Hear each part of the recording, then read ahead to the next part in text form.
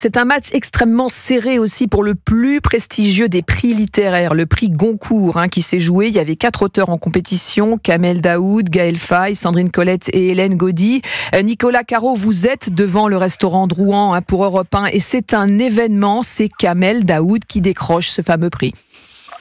Oui, Céline, il était favori, un super favori. Quand je suis arrivé tout à l'heure, son nom bruissait comme ça chez Drouan. Et puis donc Philippe Claudel, le nouveau président de l'Académie Goncourt, a annoncé le lauréat Kamel Daoud. Mais il y avait un deuxième favori, c'était Gaël Faye. Et il a finalement eu le prix Renaudot, lui, vous savez, qui est annoncé quasiment en même temps et au même endroit dans le restaurant Drouan.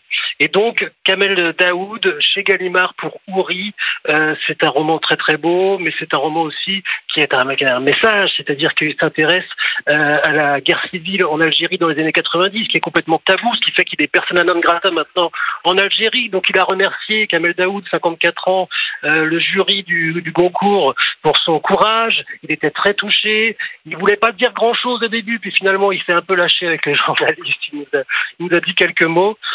Très heureux. Voilà, je viens de sortir à l'instant, là, je viens de le croiser il y a 30 secondes, il vient d'arriver dans la cohue des journalistes, vous savez, de chez Drouan, et il est heureux. Il y a de quoi, le Goncourt, vous savez, ça change la vie d'un écrivain, c'est en moyenne 400 000 ventes, c'est énorme, et puis aussi un chèque de 10 €, mais ça c'est pour le symbole.